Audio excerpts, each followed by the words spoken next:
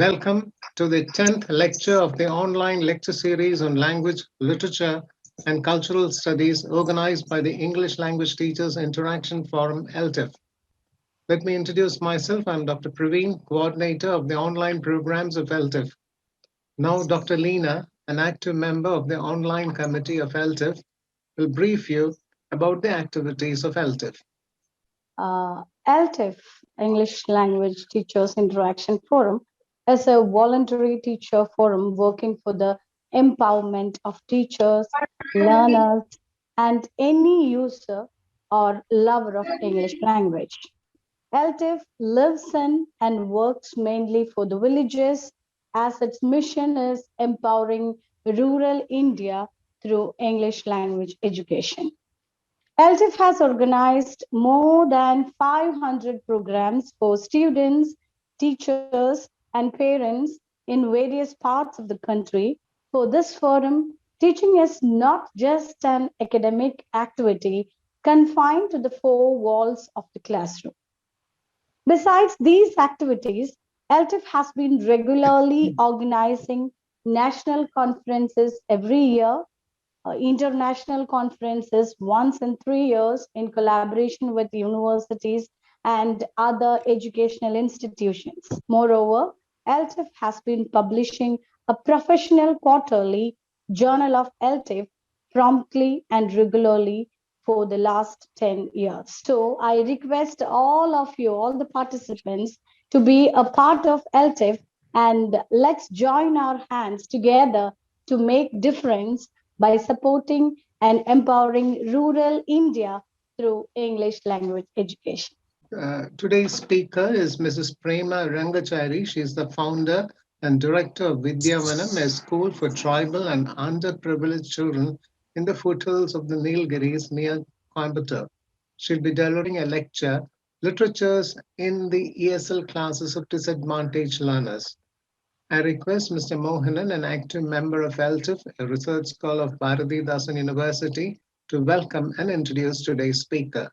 Honorable Chief Guest, Chief Speaker of the Day, Srimati Prema Rangachary, we are very much blessed this evening with the presence of a very special guest, a great teacher with a difference, a philanthropist, a social worker, and a founder and the director of Vidya Vanam, Srimati Prema Rangachary. I'm very much honored to introduce such a remarkable personality who is passionate about integrating peace and human rights with the curriculum. Many of you must have heard about Vidya Vanam, a school for tribal and underprivileged children in Anekati, a village in the foothills of the Nilgiris near Coimbatore. We know it's a school with no prescribed textbooks and fixed classrooms. And this school provides a fear-free and inclusive learning environment and a specially designed curriculum. Mrs. Rangachary earlier taught in Etraj College, Chennai, and ran a primary school, Akshara Vidya Peeth, in Chennai for 15 years. She trained in Regent, Oxford, to teach English as a second language. She played a key role in the development of the Balwadi program in and around Anekati. As the director of Vidya Vanam, she has engineered innovative programs that challenge conventional methods of imparting knowledge. One is the concept of zones for middle school instead of classrooms. Each zone is equipped with images, artifacts, charts, models, and books, which help the students to absorb the information through visual stimuli and helps them to understand the lesson better. Another pedagogical approach developed by her is the theme-based learning, an interdisciplinary approach that helps children understand that knowledge is a continuous flow from one discipline to another. Mrs. Rangachary believes in incorporating new ideas that enhance the children's learning and stimulates curiosity and creativity.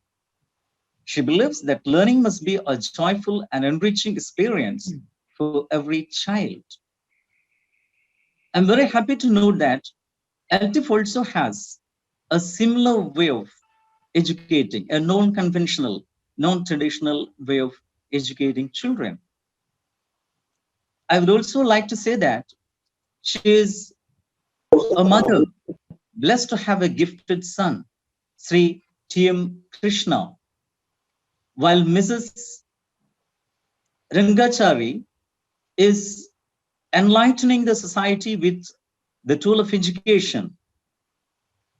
Her son, Sri T.M. Krishna, is doing the same with music.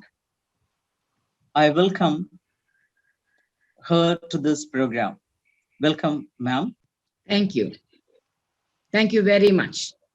I'm delighted to be amongst so many English uh, teachers, graduates, B.Eds, entering teaching, and authorities and professors and doctors of English among the audience.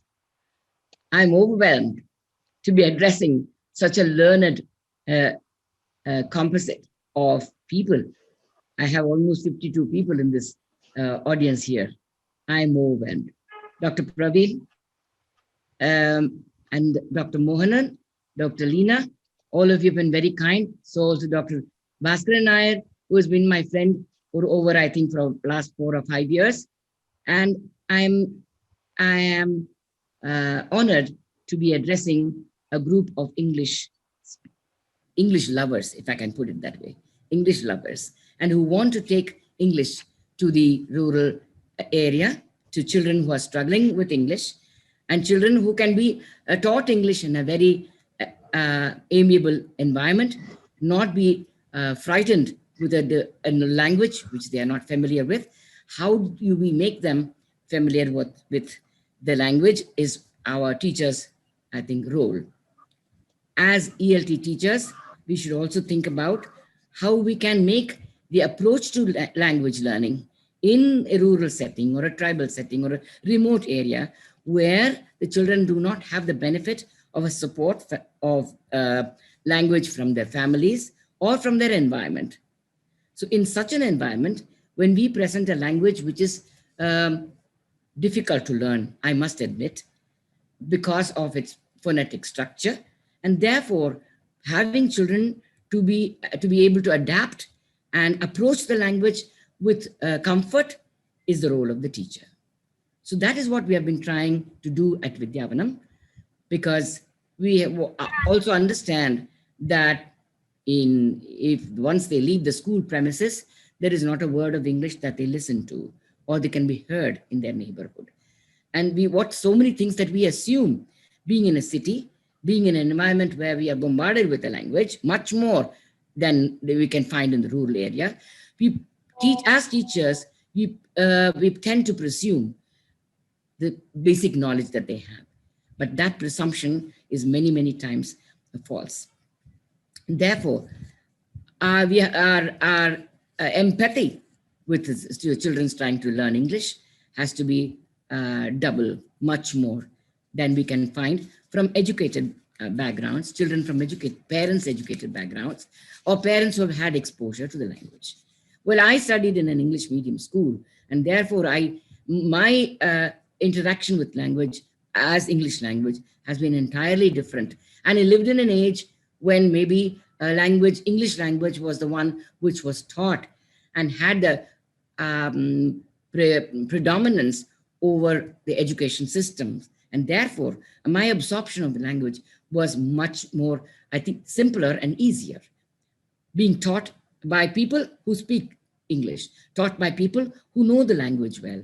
And that difference has, after a few period of time, as after the colonial period, maybe, we start thinking that English is sort of an oppressive language, a language which will put us down. And therefore, our mother tongues have to have that flavor and that equal opportunity to express in the mother tongue, no doubt.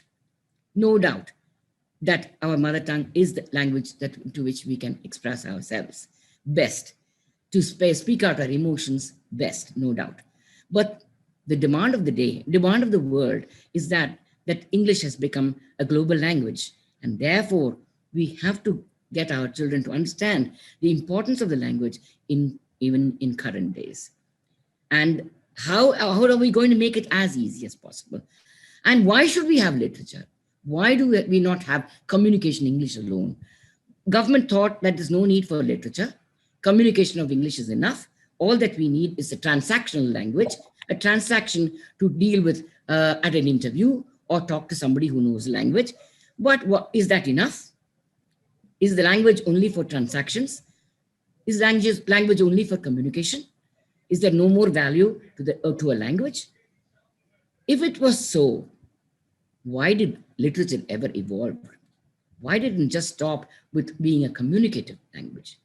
Why was a place for literature come into being? Whether it is in Malayalam, whether it is in Tamil, whether it's in Telugu, any of the languages, language spoken as mother tongue is there, the communicative language is there, and then the literature of that language also exists side by side. Well, so it shows that literature is something that enriches as a personality, enriches a human being, and therefore such expressions have evolved almost spontaneously in every language of the world. So it doesn't stop. Language is not just for understanding each other. Maybe that is how it evolved, no doubt about it. We have to have a language which is common, which is understood by two people to have a conversation. But is that all?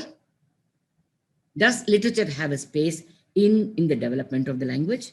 Should our students in schools be given literature? Should they learn literature at all? Or is it enough just to train them for an interview? Or is it enough that they're able to express themselves to each other? What does the literature give extra that we need to bring in literature into the classroom? Why should we? Are we stressing them too much by bringing literature? Is it too much for them to cope with?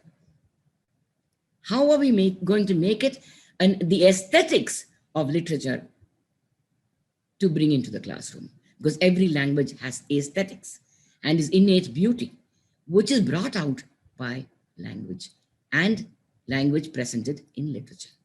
That is why literature has to come to be. There is certain things, that is very special about human beings, two things. One, he has the sense of wonder from childhood. Two, imagination. These are the two triggers that begets a form that man can involve himself in and express himself in and bring to a context his imagination and relevant to whom he's speaking. So the sense of wonder, from childhood we have the sense of wonder. Haven't we seen children wonder at a little caterpillar climbing on a twig? Haven't we children look amazed at the ant carrying its eggs? These are all senses of wonder that from childhood we look at. And from there is the trigger for imagination and creativity. Sense of wonder is the trigger for creativity and imagination. So that has been the trigger for human beings to bring a literature into to an environment, not just as language, but language embellished. The language is embellished. I felt like reading a piece of poetry to you to start with. Had I the heavens embroidered cloth, wrought with gold and silver light, a blue and the dim and the half light, I'll spread the cloth under your feet. But I, being poor, have only my dream. I'll spread my dream under your feet. Tread softly, because you tread on my dreams. This is the dream. This is the imagination. Expression of love. It is just an expression of love. So a tapestry has its colors. I take the idea from here. Literature is the tapestry. Language is the threads, the knots, the needle that works through, and the man who creates it or the woman who creates it. It's imagination. So if the language is the tool, and the tool helps the human or the person to express, and how does he express? He utilizes all the different language structures that he knows, all the different vocabulary that he knows, and presents it in a form that makes it beautiful. This is W.B. Yeats from Edith. I always great admiration for this, because I always thought it was something that is related to children, though it was a love poem. To me, it gave me ideas of a little child placing its imagination at the teacher's feet. And the teacher has to handle that imagination very carefully, with empathy and with understanding, and not tread on it and say this is of no use. So whenever I read this poem, to me, it connected with the teacher and the student, and how empathetic a teacher has to be to appreciate what the student has done. Maybe a poem or a painting or anything that a child presents to the teacher. I say this because we cannot stop imagination. We cannot stop human beings from thinking of things that is beyond what he has in his purview, what he has seen around him. His imagination can transcend what the knowledge is there around. So that, to transcend that, only language helps him, and literature brings into view those transcendent thoughts, transcendent philosophies, transcendent ideas that he wishes to share with humanity. Every morning we see on the headlines, right? Newspaper, we pick up the newspaper. We see floods in Kerala, okay? Or fire in the Amazon forest. All these headlines, every day we are bombarded with so much of media transactions. We look at it, that's language, okay? Do we react to it? Do we feel fearful? Do we feel sad? Do we feel bored, maybe? Or maybe indifferent? Right? What are these situations? Are we reacting to those situations? If we felt something about it, we have to react. And what is the tool to react? How do we react? How do we react? We write an article, we write a story, we create a drama. This is reaction, this is literature. So what has come out of, how has the literature come out of an experience, a sense of awe, or sense of fear, a sense of beauty, whatever be the emotion that has triggered an expression in literature. I have to read this to you. Every morning, when we go after a cup of coffee, we pick up the newspaper, okay? Or maybe we just pick up a book. Usually, we pick up only non-fiction. Why? Because it is direct. There's no complication in that. How to make a cup of coffee? No problems. How to be the best writer? No problems. List of things given to you. List of ideas given to you. So it's straightforward. There is no complication in that. But very rarely we pick up a storybook or a novel. Why? It needs your attention. It pulls you and it demands your attention. Otherwise, you're not involved in the story yet. Barack Obama has said, I'd like to quote, literature ushers us into this, to the other world, helps us to step into other realities.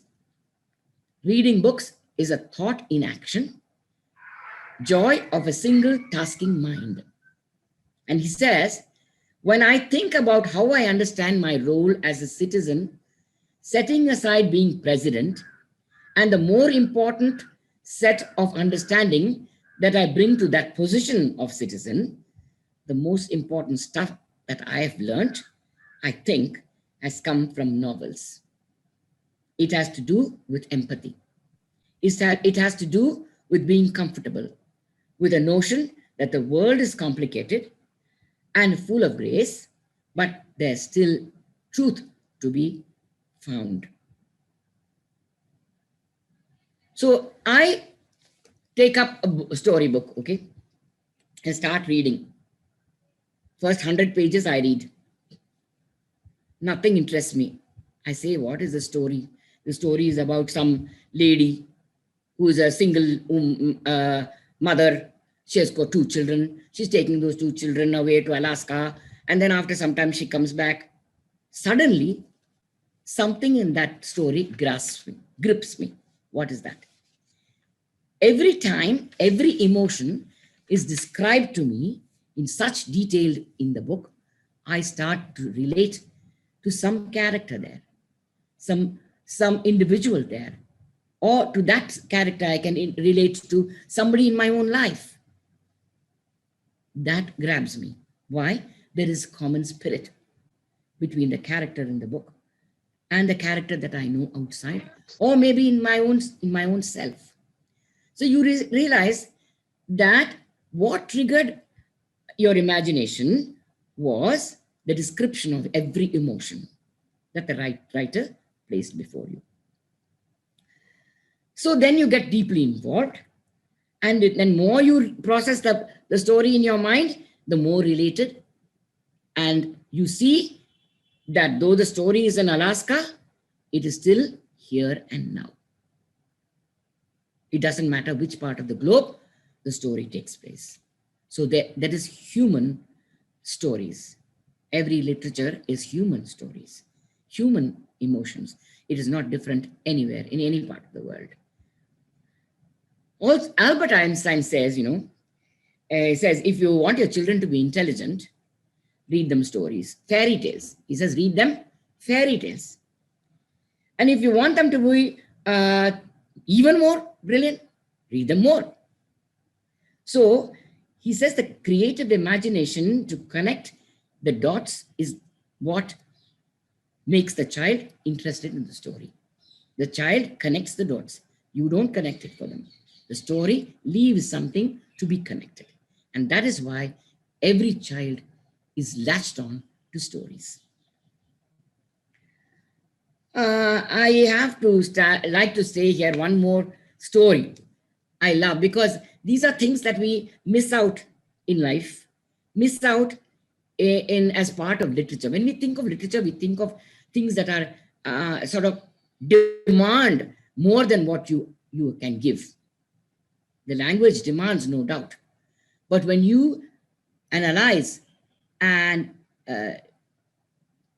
maybe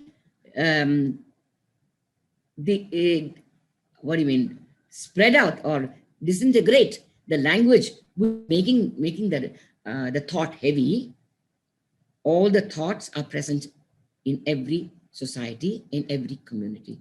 They are not new, but their presentation is what has claimed your attention. That is why we have to have literature to understand yourself and understand the world around. I very want to relate here what Chimamanda has written about the single story. So she says the danger of a single story. So in her childhood, she said she read only American and British authors.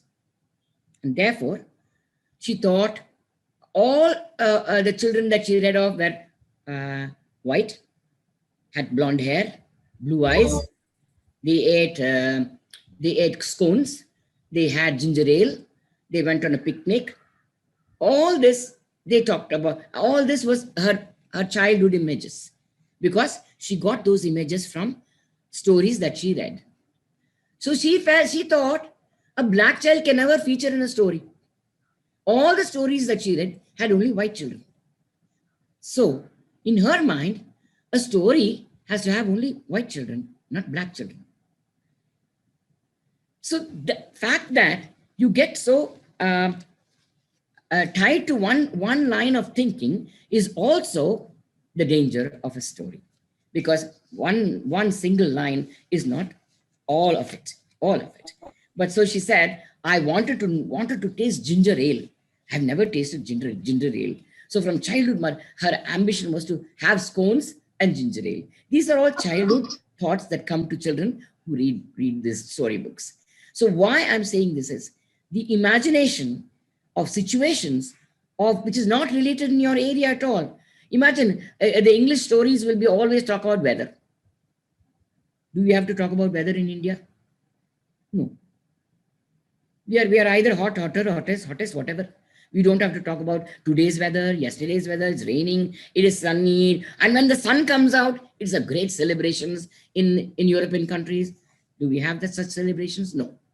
Sun is there all the time. So in spite of all these various differences in different parts of the globe and different parts, yet the story does not stop with just those descriptions. It triggers an imagination in you. And you learn, get to know, understand the life of people in different parts of the country or different parts of the world. Whether it is Delhi or Timbuktu, it doesn't matter. Another point of what literature does or story does, I'm sure I might as well go to a little fun. You know, it's like storytelling is like telling a joke. Telling a joke, why? Because the punchline is already there. Yet, to get the joke, you have to be in the joke. Otherwise, you will not, the laughability is gone. Then you will wonder, what is the joke in this? So a story is like that. Why? Because Bob Peterson, who created this Finding Nemo children's movie, I don't know how many of you have seen it, this Finding Nemo of a fish in the ocean, being lost in the ocean. And in that, he says, there's no need to conclude anything. All that you have to do is to put two and two together. You don't have to make it 2 + 2 is 4. You just put the elements together. The rest of it is done by the reader or the people who see the movie. Connections are made. Otherwise, the suspense, the curiosity, the creativity goes. It's no more interesting for anybody to watch it. Otherwise, he says, it's crucial to engage while telling a story. You have to construct anticipation. That's what I mean. Anticipation. You should make me want to know what will happen and also make me curious how it will conclude. What does this mean? The story line is there, but the presentation of the story and how it impacts the reader is what the reader considers, reader thinks about, and leaves that bit hanging so that you make your conclusions, make your own anticipated ends before you come to the end. That's why we have these serials, remember? We have the serials. Every week we have a serial. Why? It leaves you in suspense that you can watch again next week. Or we used to have the serialized stories. I remember in Tamil story, this Kalki's great magnum opus of Parthiban Kanavu, or the great story, what is that? About the historical stories. It used to be serialized. And every week it used to stop at one portion, one place in the story. And people used to wait for the next issue. And that's how the sales of that Kalki magazine went up like mad. Because that suspense, the curiosity, know how the story develops. Similarly, he says, leave it there.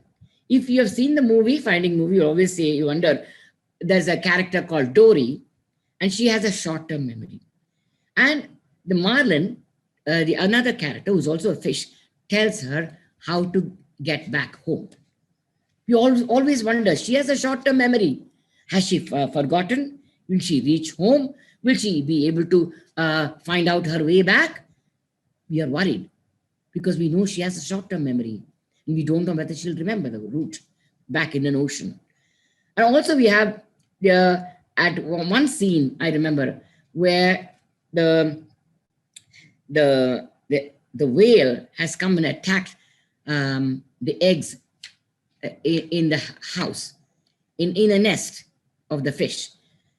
So all the eggs are gone, the nest is damaged, the clownfish comes back and he's devastated because all the eggs are gone. But then he sees there is one egg there, alive. So here's the dialogue there. So he says, he finds one egg there and he says, oh, don't worry, daddy's here. I'll never let anything happen to you. Human emotions, human empathy with the baby, human as sensitivities, all brought in a children's movie, a children's story. This is what literature does. Our sense of wonder is so great, you know. We, Coleridge says the sense of wonder is as willing suspension of disbelief or poetic faith, because for those moments where the story, no matter how strange the situation is, we believe it. Otherwise, even today, Sherlock Holmes' apartment 221B, just a number, is written on some building that has not anything to do with Sherlock Holmes. Yet, people throng there to go to see Sherlock Holmes where he lived, where he stayed. Why? The imagination captured by the story. People believe that's where he was. So the story of Sherlock Holmes by Conan Doyle has captured the imagination of people so strongly that they're able to, even though they know that is only a constructed, a structured representation, yet they want to feel this Sherlock Holmes magic in that place. That is how strong literature is to captivate the mind of the reader. What about Narnia? I'm sure many of you do Narnia. Literature takes us through some secret entrances from Alice in Wonderland. From Alice in Wonderland, everything is secret passage. We don't know where it goes. It has got magic at every door. Narnia opens out to a world of magic. Adults and children love it. Why? Because what about Harry Potter? All the magic that there is in. We like to feel some sense of unreality, some sense of being in an imaginary world, though we know it is not real, because it transports us from where we are into a region where we can experience something else. So maybe it's some kind of escaping from the reality, escaping into a world of fiction. Gives us a space to look at reality from a different dimension. Gives us the mind to perceive reality from a different perspective. That is what fiction does, because we are transported into an imaginary world. And from that standpoint, if you look at reality, we have a different perspective of reality, maybe different understanding of the other, understanding of ourselves and the other. That is the space that literature gives you and the width in your mind for you to look into the other. I'm saying all this to tell you why literature is so important. My topic being that it's not enough that I know to speak English or communicate in English.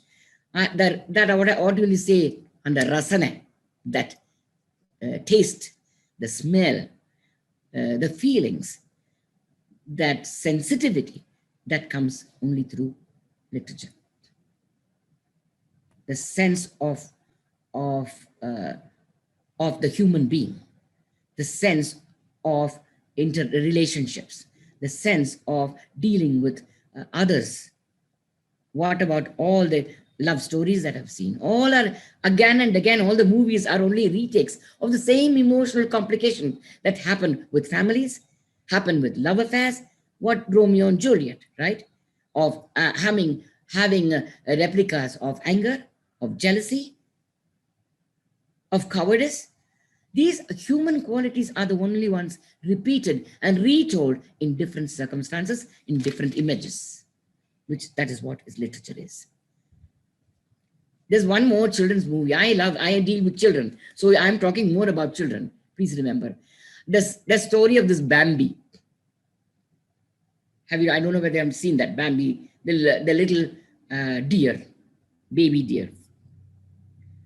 So, and the rabbit, who is friend. So they run through the forest and there is a frozen lake. And then the bunny hops around in the frozen lake and says, "Oh, it's very hard. Don't worry, you won't fall through. Come." The deer is very, very cautious. But he sees his friend jumping on the frozen lake. So he goes there. And he also starts jumping there. What happens then? He falls flat. And so this bunny helps him to come back to the shore.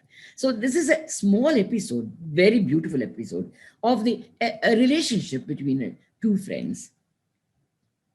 And it is spoken through animals. Gives children a sense of, a taste of what it is for. There is fun and there is also difficulty. When we present reality to children, suppose I was going to read, I'd like to, a story about the Holocaust. An article in New Yorker, how should children books deal with Holocaust? There are not only beautiful things in life, there are very terrible things in life, in history, which people have to deal with, and children too have to deal with. And when you make a story of Annie's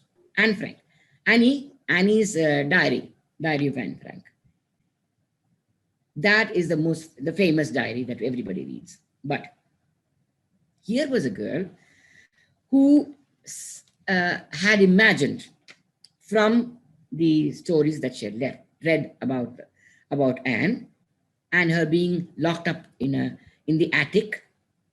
She says, I too started writing a diary because when I was inspired by the way that Anne had written her story, her life. So I also started writing the story. She was also a 13-year-old kid. Then one day she told her mother that I want to go and see the place where she lived. So when she went there, she says, in my imagination, I would have drawn the map of that room 100 times. But yet, when I went there, that room was very much smaller than what I imagined. So in my imagination itself, I was wondering how she could be accommodated in that small space. But in reality, it was much smaller.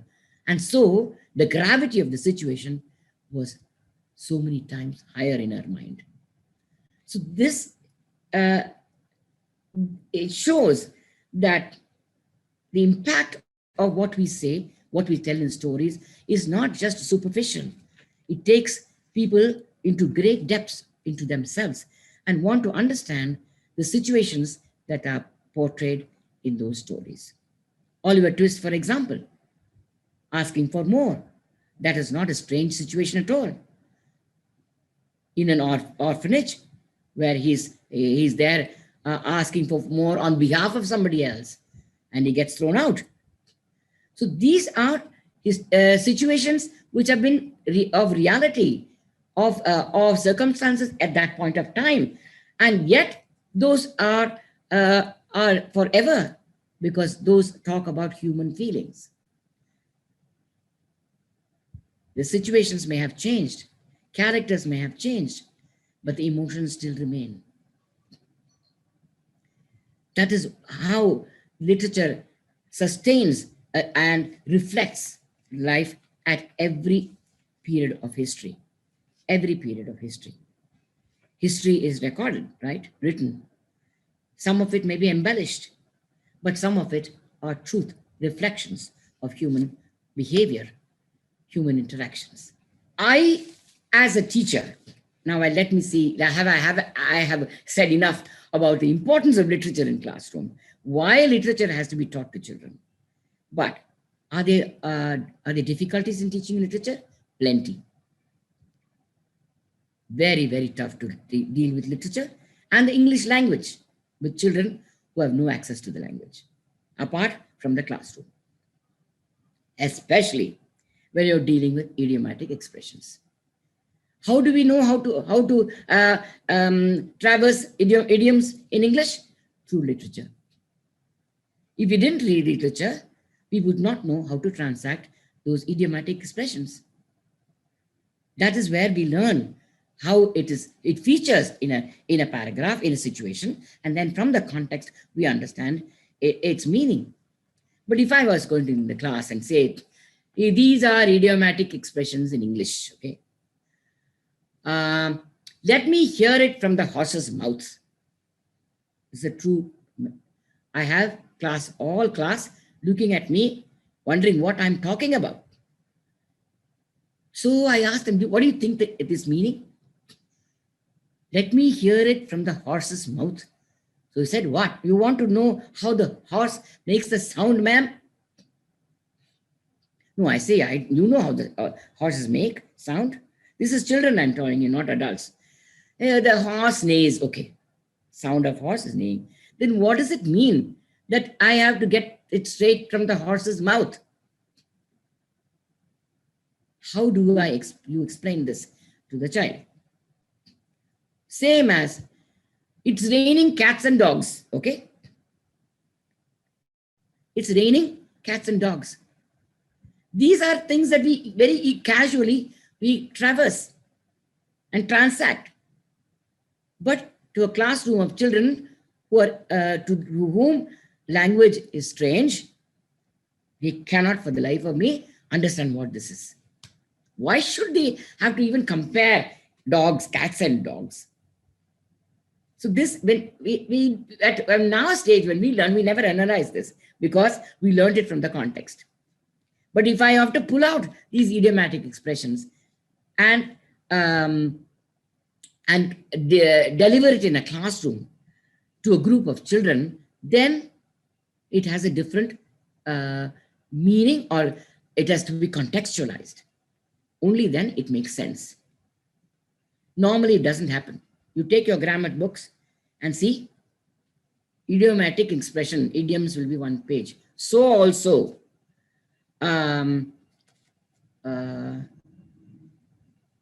verbs will be one paragraph or one whole chapter.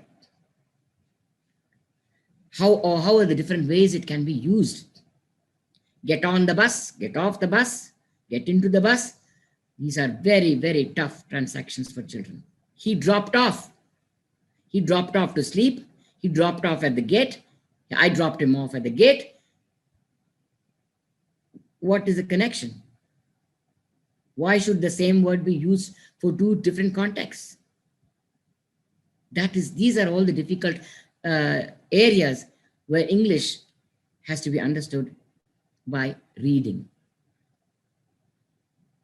not by grammar, not by isolated chapters. It has to become through reading of literature, reading of stories. So it is imperative to have a comprehensive understanding of any language. Literature has a very important place. Usage of language change, right? Every day it is not static. The English or the Tamil that we spoke in my childhood is not the Tamil that we speak now. I speak Tamil, but that is not the Tamil that we speak. And every region has a different dialect. Every region has a different way of talking. Every region has its own nuances. The wit of Malayalam can be understood only by Malayali. But the wit of Malayalam came through the literature of Malayalam. Isn't that so? Every language has its own peculiarities of expression. And those peculiarities came through literature, into speaking conversations, into conversations. It has not gone from conversation into literature. From literature, it has come into conversation, is what I believe. Is what I believe. Today we have Tanglish, Manglish, whatever English, whatever. Those are all variations of English now. Correct? So where is the English sustained in some amount of structure? It is in the literature. Where is it? Where it is maintained? It is in the literature.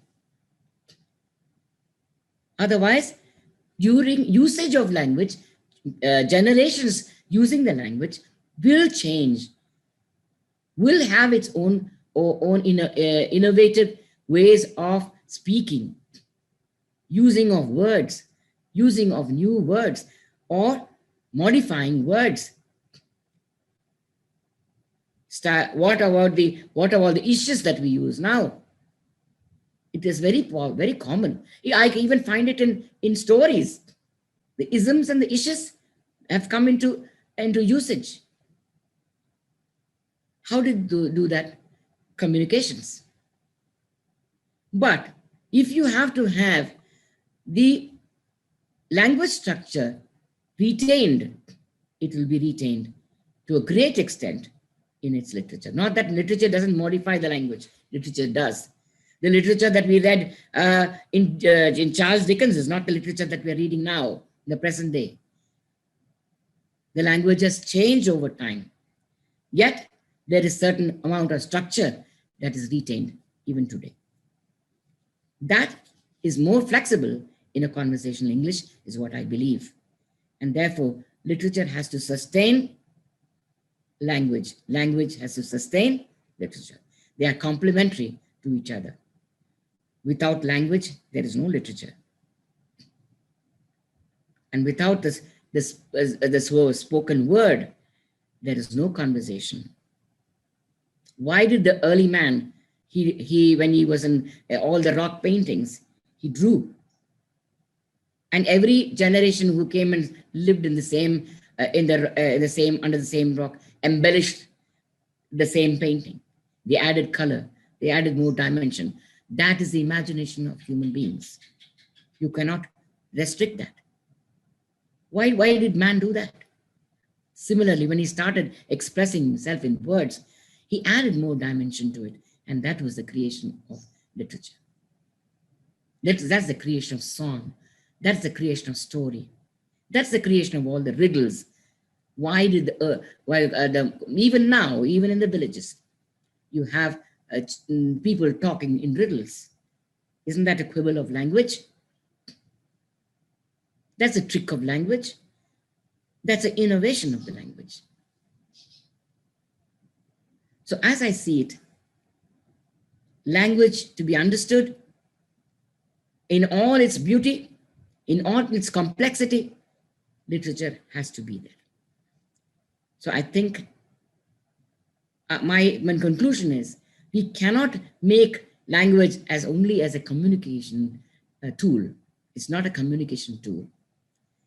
It's a tool to express your ideas.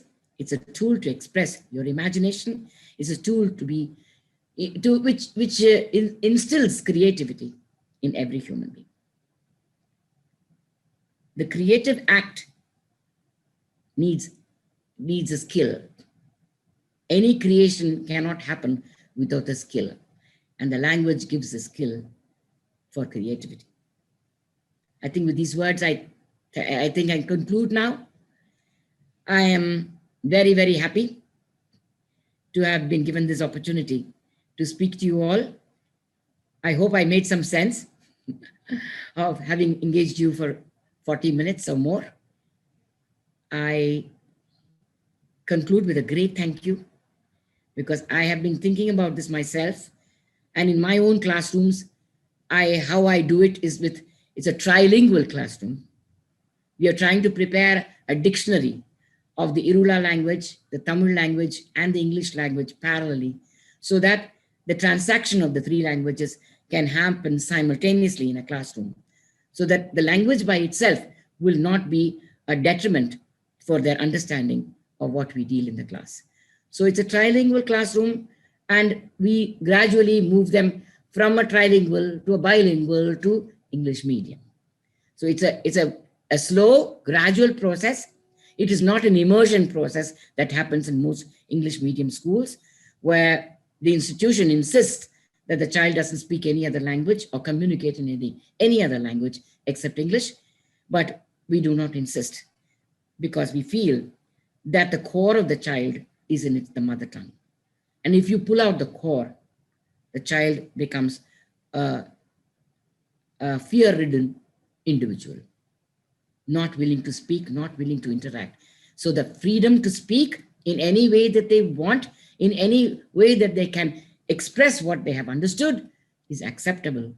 And slowly we can wean them out of that into an area where language strength is given to them, and then they can transact with that language of English.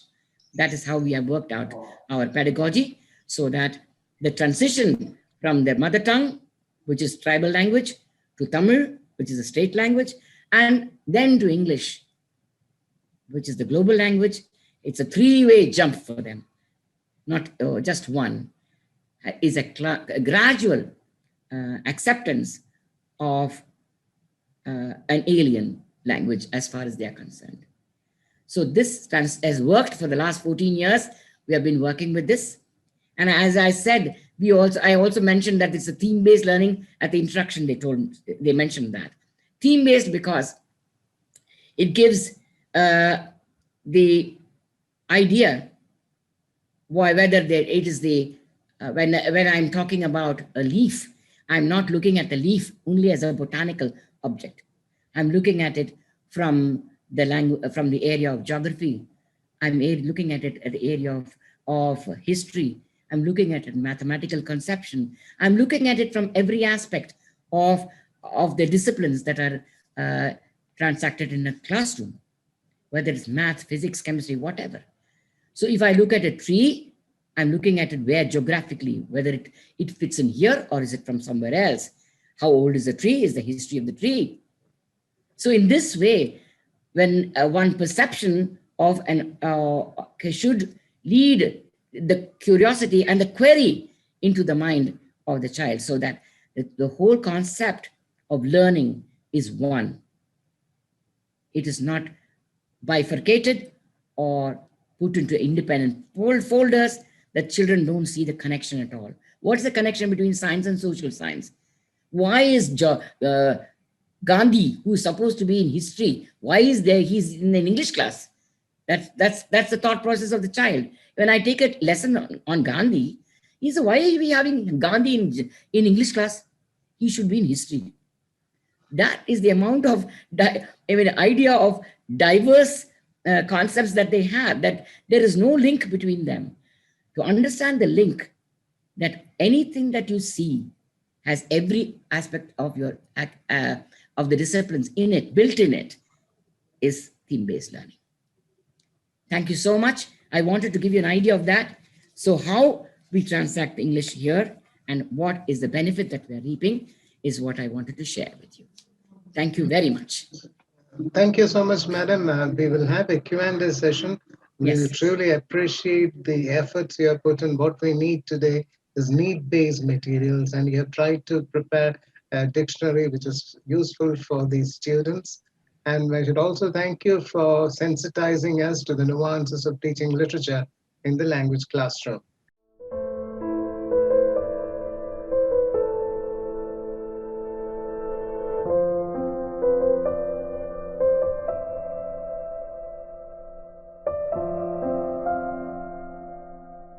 Shall we take the questions now? Dr. Leena, take over, please. One participant asked, can you share a few experiments or without textbook, how can you deal your classroom activities? Okay. That is why I said we do in themes. We had a theme on, we took the theme of soil. From class 1 to class 8, the theme was soil. For a whole month or two, I think. We did for a month or two. So from the kindergarten area, how do you deal with soil? From kindergarten, class 1, class 2, the same idea is extrapolated over every classroom. At kindergarten, we thought of soil because soil is the first outside experience to a child. The moment a child goes out of the clutches of the mother, it digs its hand into the soil, into the mud, right? It touches the mud, feels the mud, tastes the mud, puts it in his mouth, licks it. So all the sense organs is what he engages the moment he touches the soil. So for him, that's the experience of sensory experiences. So what can he do? He can play with it. He can make idlis with it. He can make whatever shapes he wants with it. He can categorize it. He can sieve it. He can filter it. All these activities we added with the soil for the kindergarten area. Okay?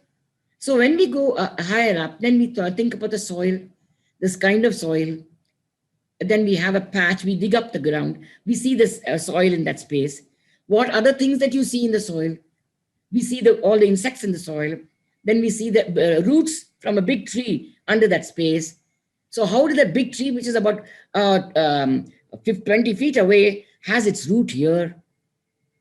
So these are experiments that we did so that you trigger the curiosity to find out what is happening in the soil. And slowly we took it to the loamy soil, different kinds of soil, the water percolation in the soil, which is the best soil. All you have the whole gamut of environmental science. We take up to agriculture in class 8.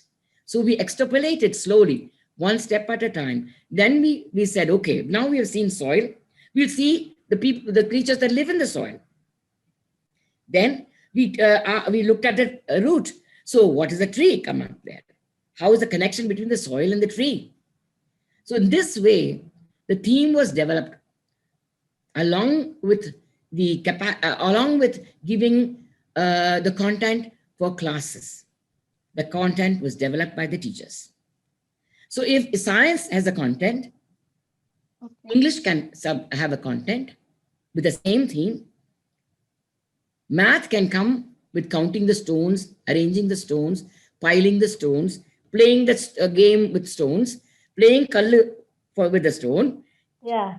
Right? All the games that you can associate. And also you play the game when you hide a stick inside a mound of and then you put your hand like that and you search for it. Okay. For a stick. Remember all these childhood games, we brought all that into the environment. Okay. So as child becomes more and more engaged with the material, he starts thinking as to what else can be done.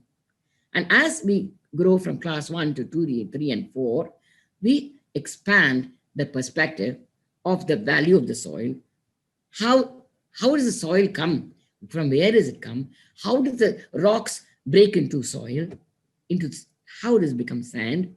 What are the agencies that break down the rocks? All these come into being. In this way, we extrapolated this. Have I made it some, yeah? Yeah, ma'am. Yeah, thank you so much, ma'am. One more question, ma'am. So nowadays, the learners or students are exposed to the gadgets, and they are really digital natives in this world. So, how do you think that technology and these gadgets really rob their creativity and imagination? I would say it depends.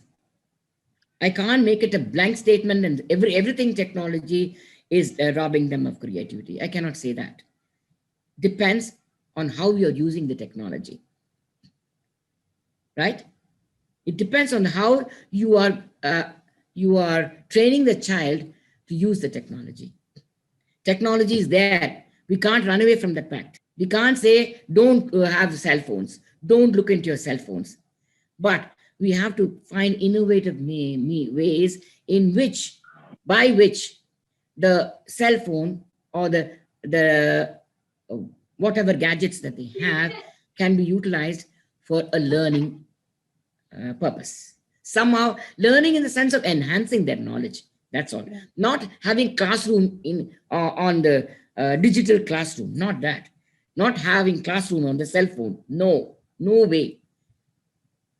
This teaching on cell phone is what I am against. Please, I can tell you that much. I do not believe that children can learn through the digital media unless they are doing it on their own with their willful desire to learn. You cannot push learning or classroom material into digital media and expect children to learn from it. Because human interaction is what child needs. Child needs a smile from you. The child needs your appreciation. Child needs a little pat on the back.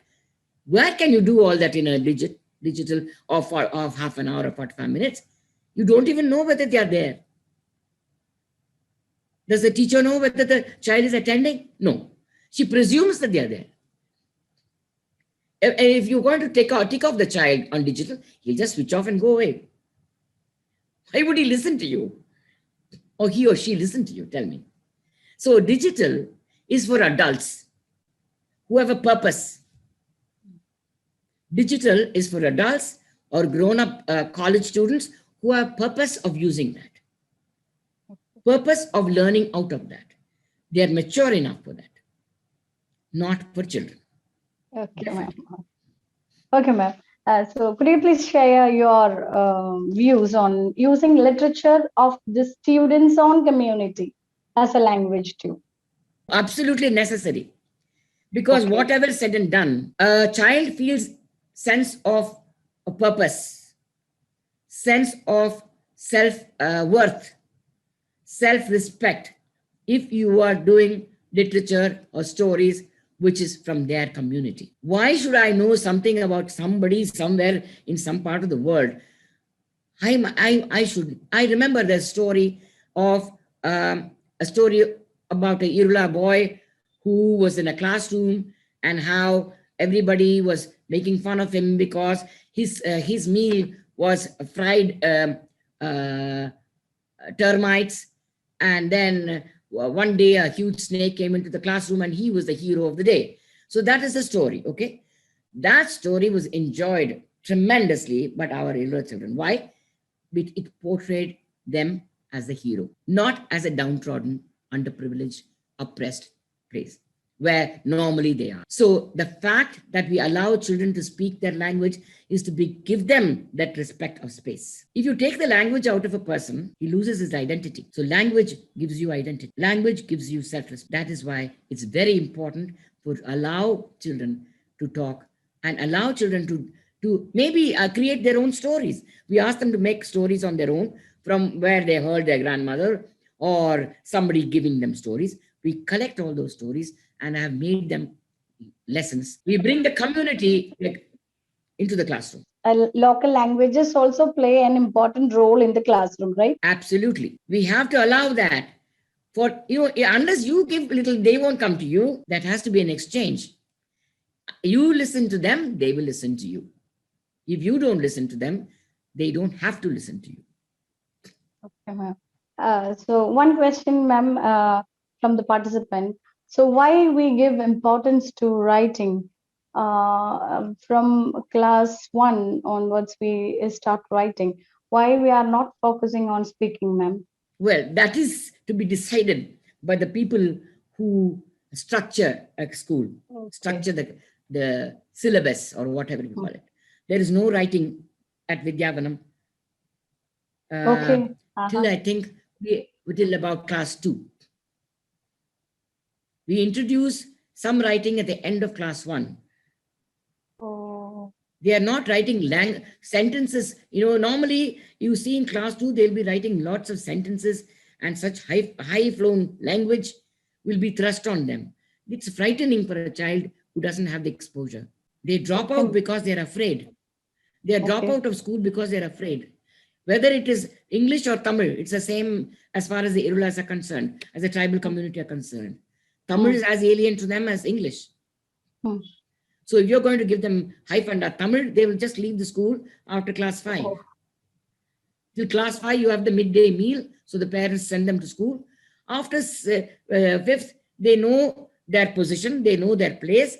They feel that they don't have any respect there. Whatever they're transacting in class of makes no sense to them, has no connection with their lives.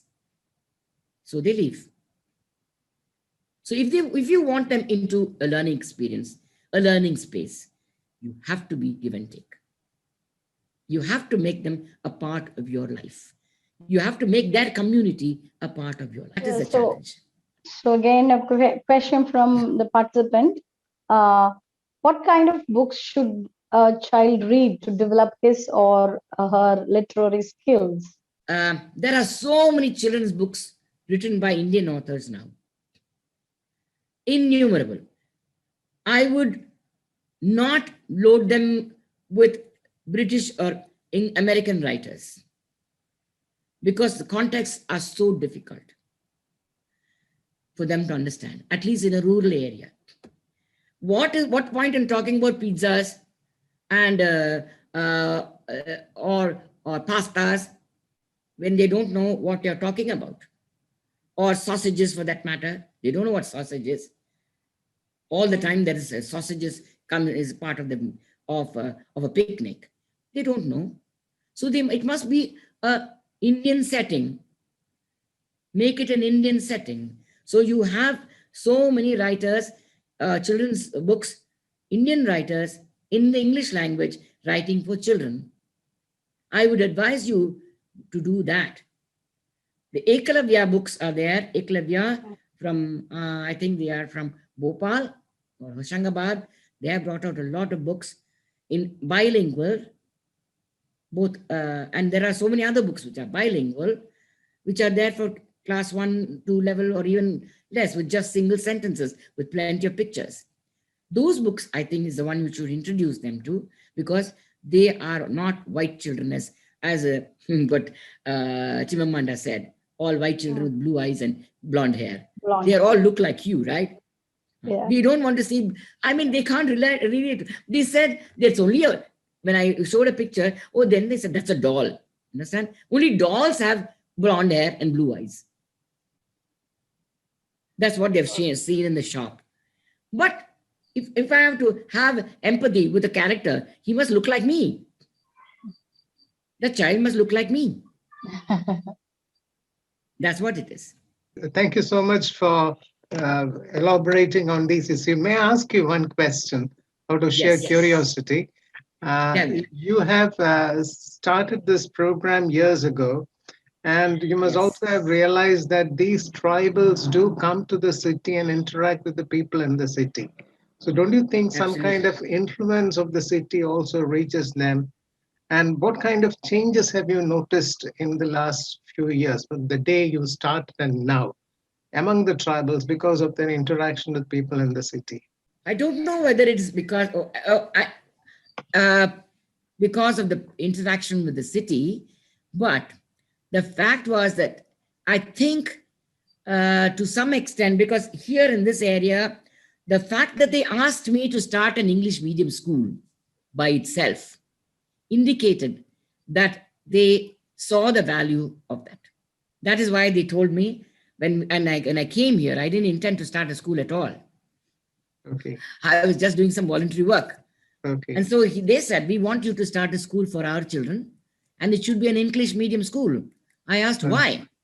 They said, see, we cannot afford to send our children to English medium school, so they are very expensive, but we want our children to learn English because we know it is some kind of passport to prosperity.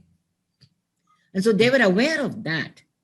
And that is why we started the school. Okay. That is why it's a free education for tribal community children. Okay. What I can say as with great pride is 2 batches of our students passed the EdXL IGCSE program. Okay, that's great. They passed through IGCSE. That's great. Yeah. And more, the first batch is already in college. They are in the final Great. year of their college. Okay, that's So great. that, Thank you once again, madam, for enlightening us on this aspect. May I now request Dr. A.C. Srihari, who is a faculty of Pioneer College, to formally thank Mrs. Prema Rangachary and the participants. Good evening, Mrs. Prema Rangachary, Director Vidya Vanam, Coimbatore. Before proposing the vote of thanks for this program, let me make one or two comments. Ma'am, your speech was really inspiring. It was, I think, a kind of paradigm shift in the thought have been affected, I think, in the listeners of this speech, because the very title where you have used the plural for literature, literatures, that itself speaks a lot, that diversity and plurality and multiplicity. And there was only one literature when we were studying English for our PG, our MA. And now we, from a different perspective, understand that there are different literatures in this world. And you were making a great shift from that one to many. We used to speak about unity in diversity, but we know that focus upon unity has created great trouble in recent time. Now we are focused upon diversities. In the same way, in the classroom, ma'am, you were speaking about students, empathy towards students. That's a great concept. Instead of sympathy towards students, we teachers used to sympathize with students, but the word empathy is again a kind of a word which actually speaks volumes about your your approach, your school. I think for the tribal people is not based upon sympathy, but out of empathy. That's again a great idea, ma'am. And you were speaking about skill in English language, how to acquire skill is required in learning. To be creative, one has to master skill in English language. As we have, being a person from Pioneer, we have been listening to your son, ma'am, great T.M. Krishna, how he is skilled, how he takes sadhagam. He always used to speak about that sadhagam. And you are speaking the same thing here in English as well. One has to take sadhagam in language, then only one can master that language. At the same time, while you were speaking about the significance of English language, you were speaking about the mother tongue. And being a student who learned English from teachers whose mother tongue was never English but Malayalam, I have experienced so many disadvantages in learning English. But your approach, of course, was actually an eye-opening type of an approach, ma'am. And we are thankful.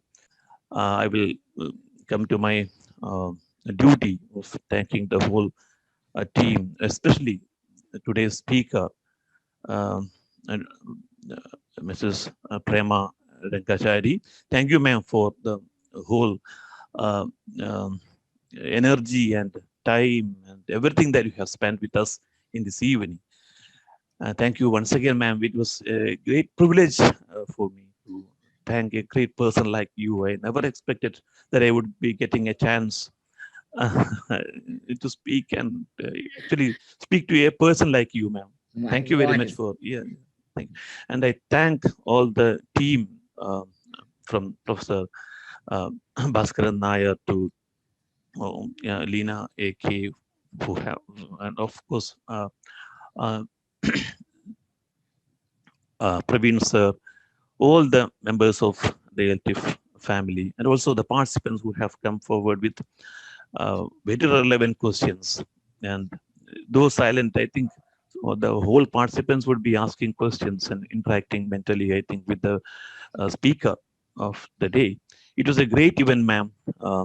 I thank on behalf of the LTF team, the speaker as well as the participants. Thank you all once again. Thank you very much. Thank you very much, sir, for all your kind words.